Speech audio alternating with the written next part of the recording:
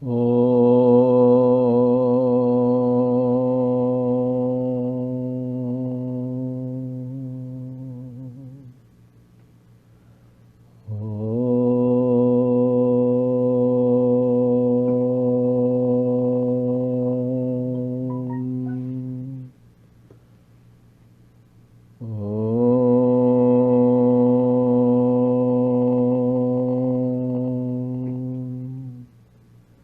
Sahana vavatu, sahana bhunaktu, sahaviryam karavavahai, tejasvinavadhitamastu, ma vidvishavahai. Om Shanti Shanti Shanti. May the Lord protect us. May He nourish us. May we acquire the capacity to study and understand the scriptures. May our study be brilliant, and may we not cavil at each other. Om, peace, peace, peace unto us all. Dear brothers and sisters, loving Sai Ram to all of you. We welcome all of you for this online satsang of the Sathya Center of Arcadia. As we have been discussing, we chose the theme for the 95th birthday celebrations of Swami, the online celebrations, which already you should have got communication. The theme is happiness is union with God. So we all want to be happy. So we took efforts taking only Swami's teachings as the foundation. First, say what is really happiness is, and next, where is happiness? So people want to think happiness in some place. Where is it? Then how to attain happiness?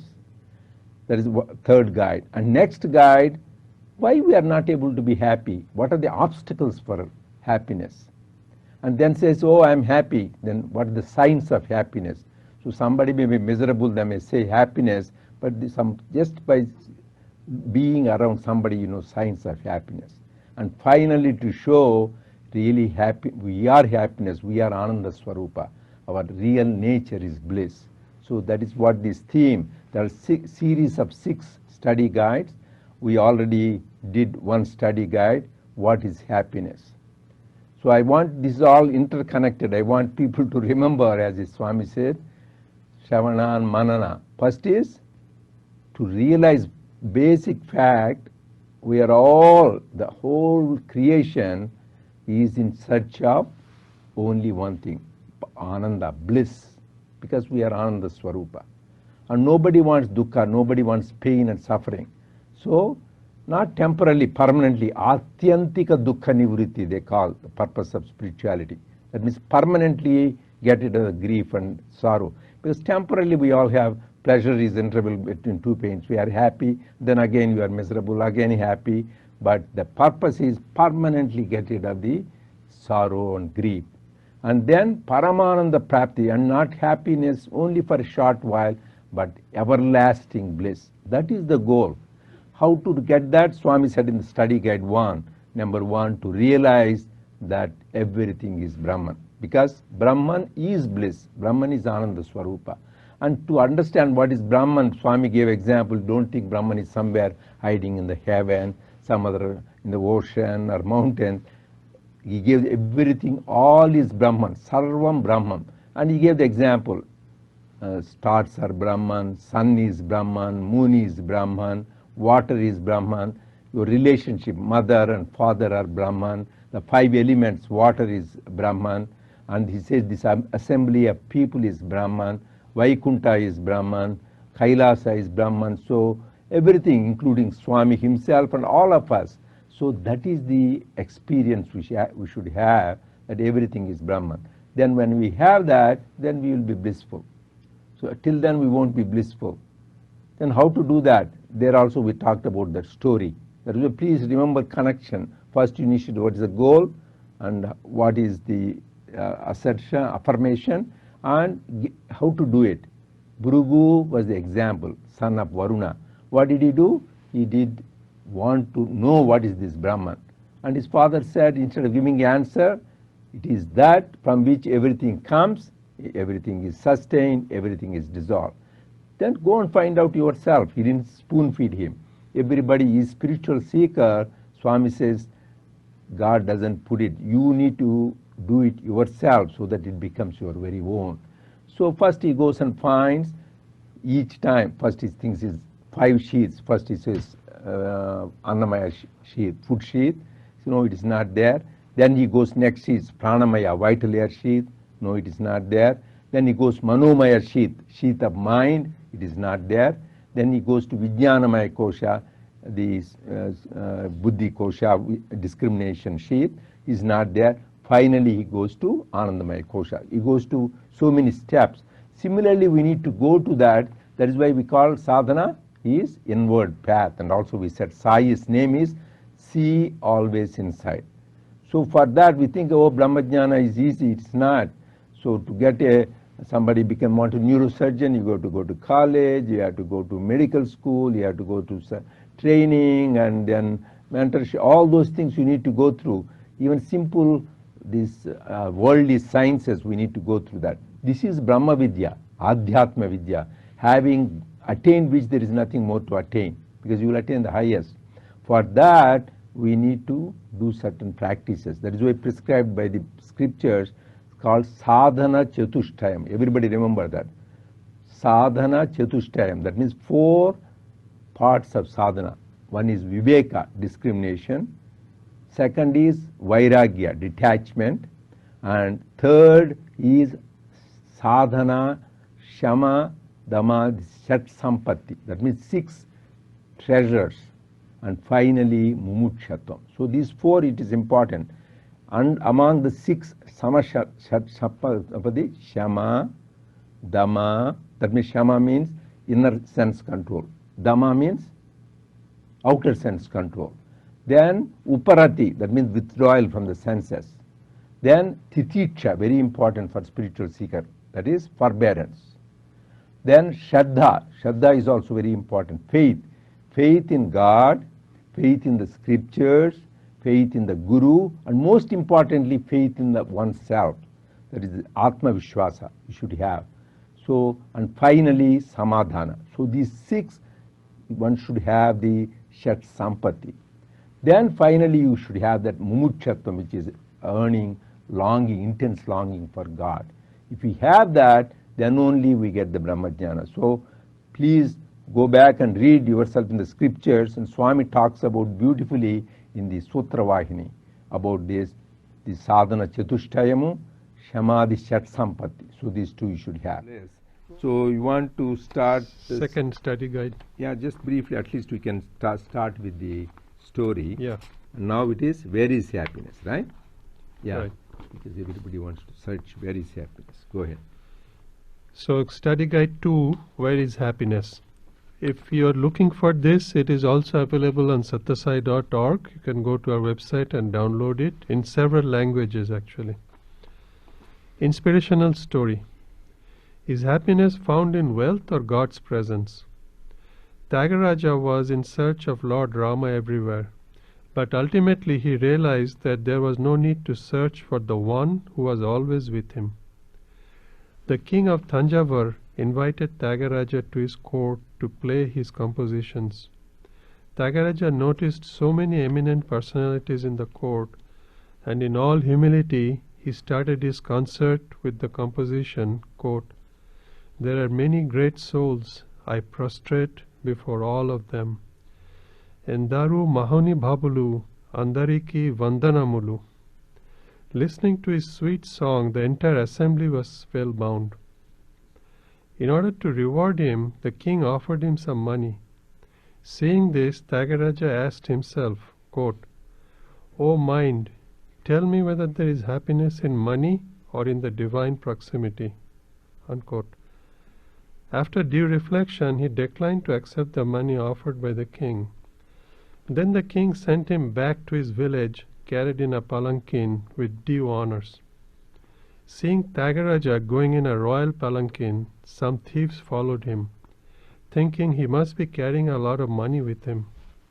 Noticing the thieves, the bearers of the palanquin told Tyagaraja, quote, "Swami, we are being chased by thieves. They might even kill us." Tyagaraja said, "Why should you be afraid? You don't have any money, which is the cause of fear. Only those who possess money have fear. Why should those who have only the wealth of virtues be afraid of thieves? You have only virtues and no money, therefore have no fear." After a while, the thieves came running to Tyagaraja, fell at his feet, and prayed, "Kindly protect us, protect us."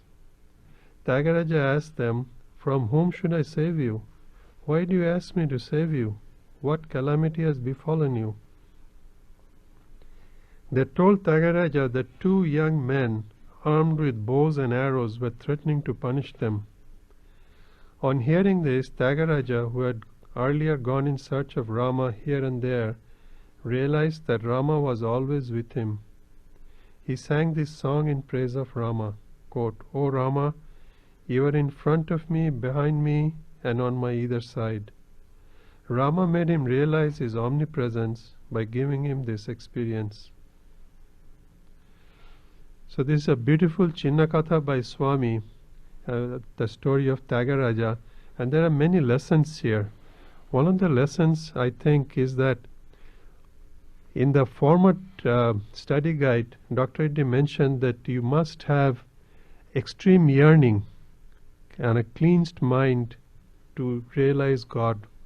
So here it shows that Tyagaraja had extreme yearning because he was searching for Rama everywhere.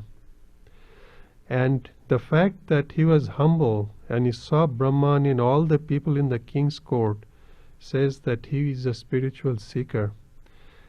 And then when the king offers him money, he does the wise thing. He starts thinking, should I take money or should I stay with Rama? And then he declined the money so that he declines the world. That is symbolic that he has a one-seater heart. As Swami says, the heart is one-seater. You can either have God or the world. You cannot have both. So for him, he stays with Rama. And then the lesson towards the end is that if God is with you, then you have everything. And he will protect us from everywhere. This is why Swami says, I am with you, above you, below you, behind you, inside you, outside you. Why be afraid? Why fear when I am there? And here Tyagaraja, when he was in trouble physically, Rama and Lakshmana actually appeared and saved him and gave an indication that they were always with him. So this beautiful story underlies again the main fact that happiness is found always in God's presence, not outside. Sairam. Sairam. Yeah, so this is a beautiful story. We should think gives inner meaning. So as says his name is Tyagaraja. Raja means king. So he's a king. So he was a very poor man, but he's a Raja. Why? He's Tyaga. He sacrificed. Because of his sacrifice, he becomes a Raja. That Swami used to say there are only 3 Rajas in Andhra Pradesh. There are 3 great kings. One is Tyagaraja, because he was great. And second is Potaraja. He is Potana. He wrote the Srimad Bhagavatam, which is the very beautiful composition of the Leelas of the Lord. And third is Ramaraja. He is the Bhadrachal Ramdas who wrote about also Kirtanas. So these are the real Rajas, Potaraja, Ramaraja and Tyagaraja. This Tyagaraja became great because of his Tyaga. So he didn't care for money. So he cared because he wanted the power to be in the royal court, to be the royal poet, and then he had this power. It's not only money. So he discarded that in preference to God. That is what all these great people you see, even the wife of Lord Krishna, Rukmini, when Satyabhama wanted to purchase Lord Krishna with her jewelry, money and wealth, she showed just the name of the Lord with just one leaf basil leaf, tulasi leaf, could overweigh the riches. So that is very, very important. This is beautiful about behind people who know Mundu Venaka Irupakkala Todai Unnava O Rama. So just that's beautiful Tyagaraja Kirtana. Mundu Venaka Irupakkala, that means he said Todai Unnava Sri Rama. So he says you should have that conviction. But interesting thing in this is Rama gives darshan not to Tyagaraja. He gives it to the thieves. Then he feels, my God, for protecting my money, this money which I don't care, but you gave to these thieves. There is God's no reason for love, no reason you won't understand. Same thing happens to Tulsidas when he was there. Somebody was very pleased with his accomplishment. They gave him lots of money and gave him gifts. So he took it. He doesn't care for that. Then there somebody watched the thieves. Hey, this Tulsidas has it. So they wanted to steal in the night when he goes to bed.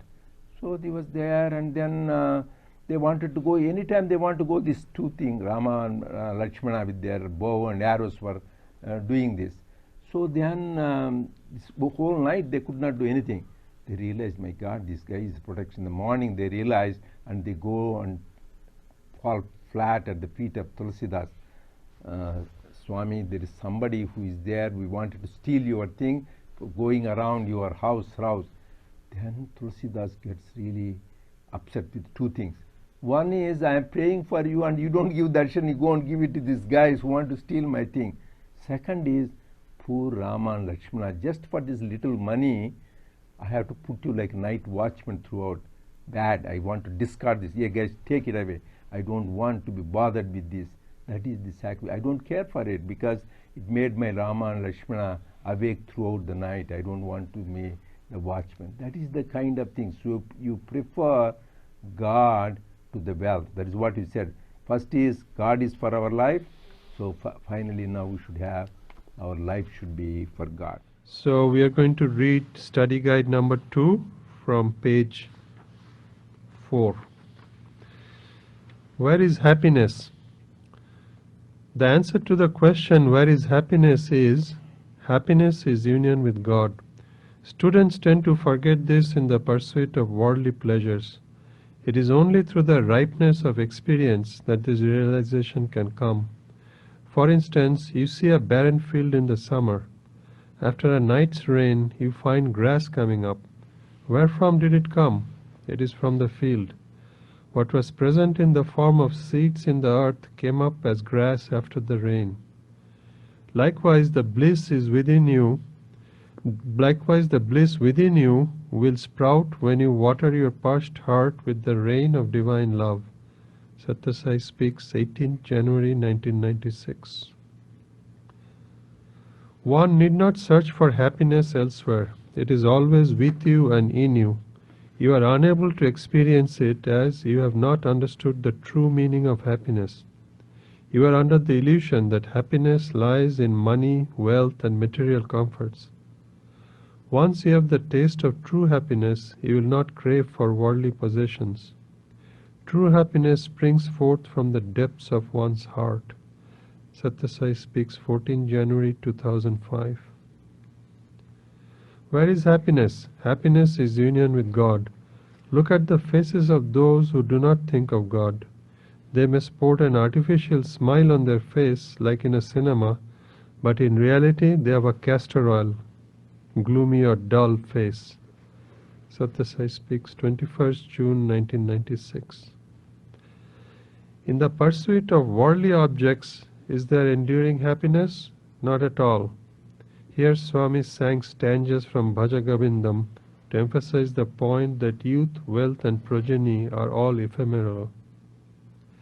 Late in life, after going through all the experiences of family life, man, even in his last years, seeks a happiness that deludes him. Where is happiness to be found? The answer was given by Tyagaraja when he sang that happiness is not to be got through wealth but only through the worship of Sri Rama. Sathya speaks, 16th August 1996. Param Jyoti, the supreme light in the form of Atma Jyoti, the light of the Atma, is within you.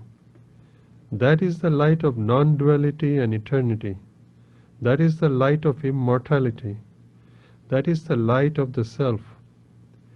Since you possess that light within yourselves, why should you be afraid of anything else? Why should you worry? Be happy. Where is happiness? How to experience it? Union with God is happiness. Sathya Sai speaks, 26th April 1999. Next section, Discovering Happiness. The Bhagavad Gita clearly declared that this world is ephemeral and, quote, a vale of tears, unquote. And enduring peace and bliss are not to be found by attachment to it.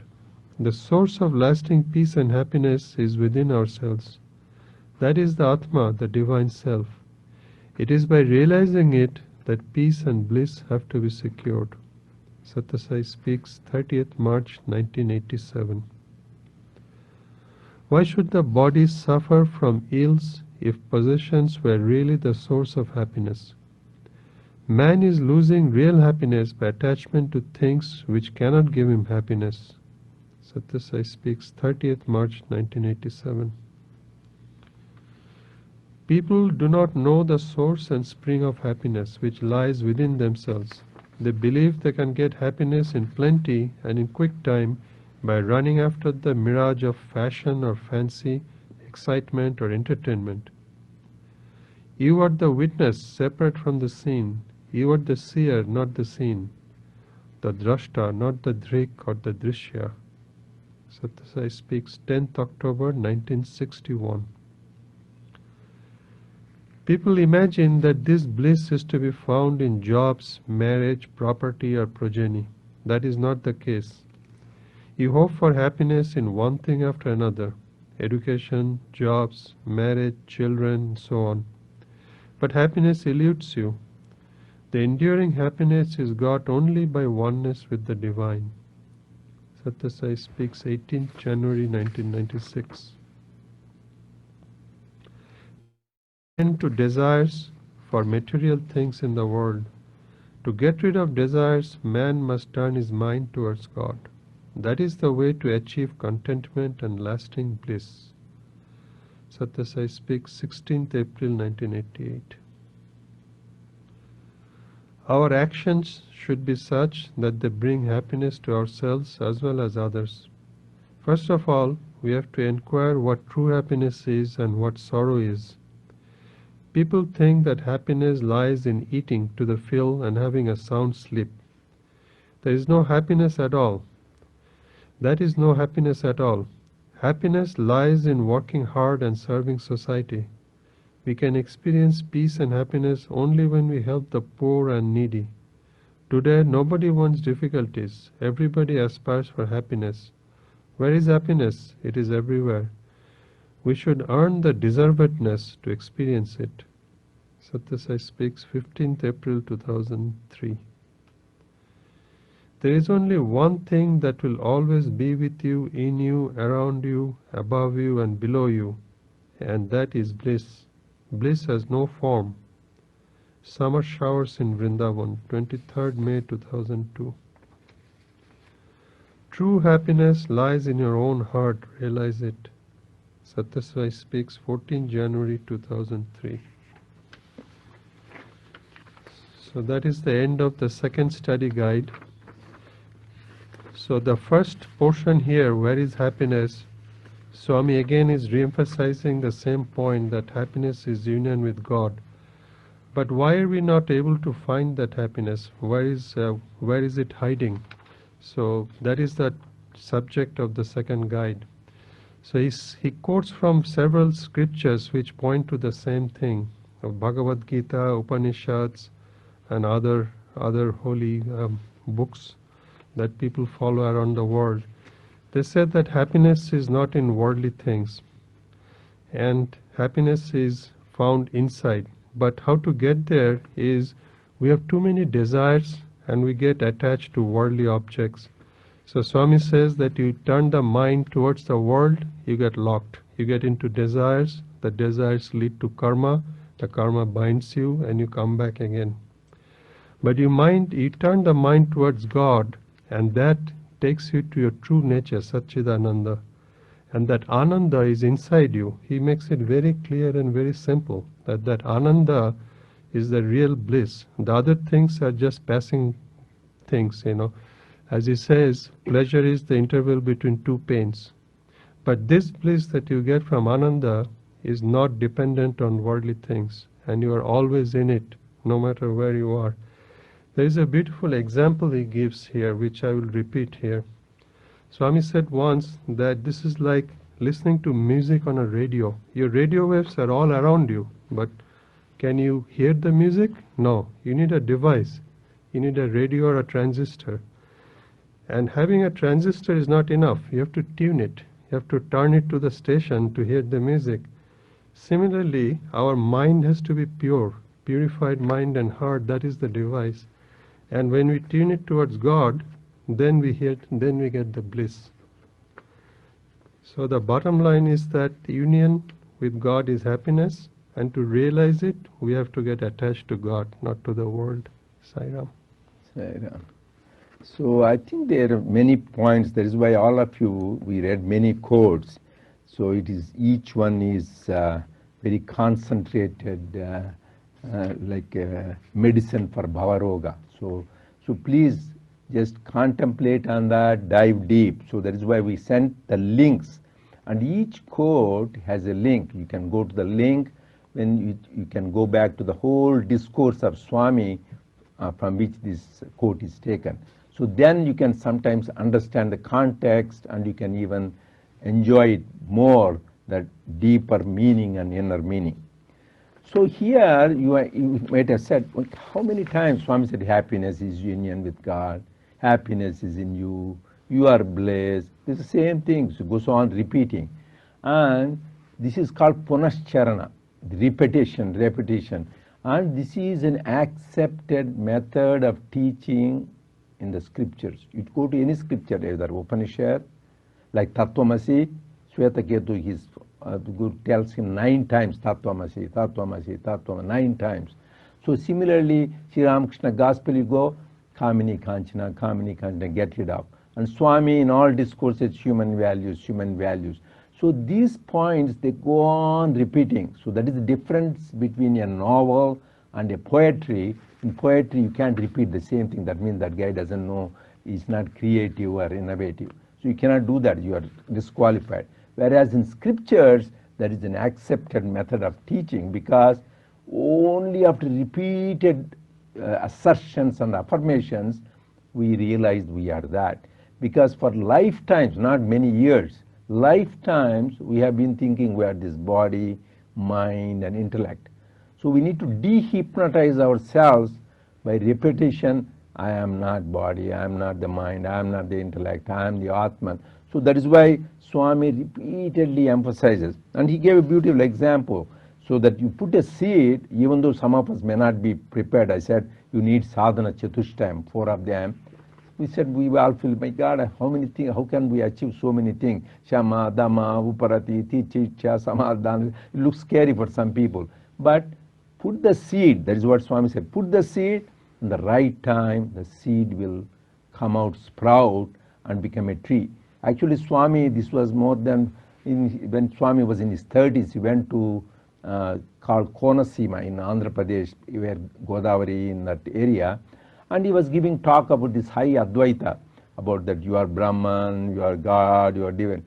And he was giving, and to those, a lot of them are villagers, they are not well studied in scriptures. And Professor Kasturi says, Swami, you are talking such a high philosophy, these guys, how will they get benefited? They won't even understand what you are talking about. Then he says, my duty is to put the seeds, like he is talking. The right time comes, because we may be children, it is until we go into a tree. So this will become blossom and become. So our duty is go on listening to this. Badram karne vishrunuyama deva. Listen good. And the Badram pashyema chabra. See the good. So that is what, there is one important concept. So go on repeating to yourself. Second thing is another emphasizing, happiness is not there in material things. That is also, he goes on repeating. Particularly Lord Krishna himself in Gita says, Anityam Asukham lokam imam prapya bhajaswamam. Anityam means it is temporary, it is not permanent. Asukham means pain.